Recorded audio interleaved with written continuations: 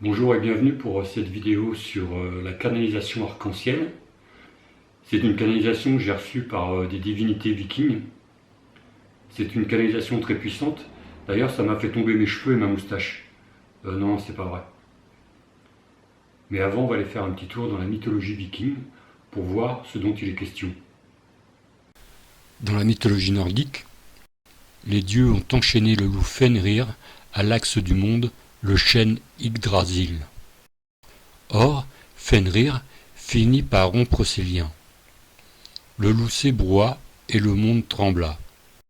Le frêne Yggdrasil fut ébranlé de ses racines à ses plus hautes branches.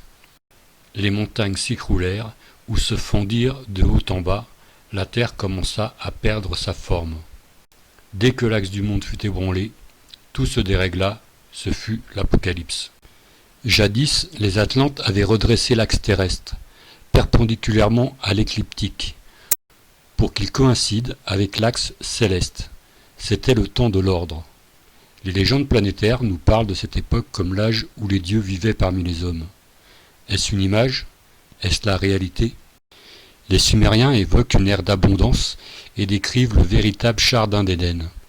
Mais quelque chose, un choc astral sans doute, dérégla la mécanique céleste et mit en fuite les Baccabes.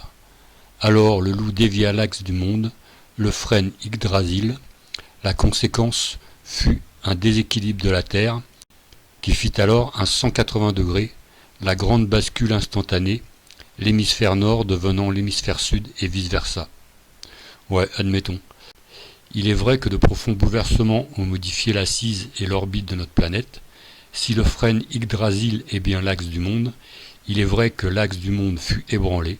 Il s'inclina de plus de 20 degrés sur le plan écliptique et les étoiles ont subitement changé de place. Les royaumes reliés à Yggdrasil. Donc il y a le royaume des branches, c'est le Valhalla, le paradis nordique. Sa ville est Asgard, elle est située au sommet de l'arbre, c'est le domaine des As, des dieux.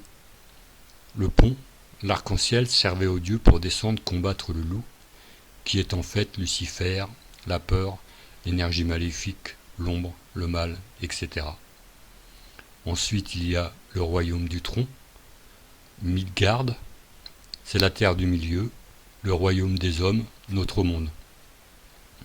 Et enfin, le monde des racines, Nilfgaard, le royaume des morts, l'enfer. C'est cet arc-en-ciel que je vous propose de faire descendre en vous. Donc voilà, ça se passe comme ça. Vous demandez qu'un arc-en-ciel descende du plus haut des cieux et passe par votre point d'équilibre à 40 cm au-dessus de votre tête, traverse le canal Sushumna et traverse le point d'ancrage à 40 cm au-delà de vos pieds et va s'ancrer au centre de la Terre.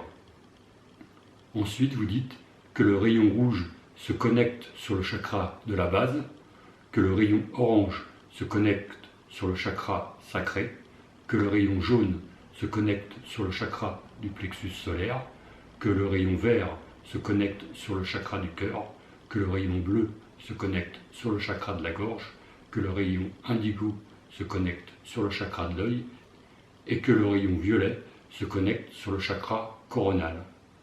Ensuite, vous pouvez vous connecter à deux autres couleurs, le blanc puisque vous avez fait la synthèse des couleurs. Le blanc, vous pouvez le connecter au chakra coronal pour la pureté. Ensuite, vous pouvez connecter l'or au chakra coronal pour l'abondance. Voilà, à bientôt.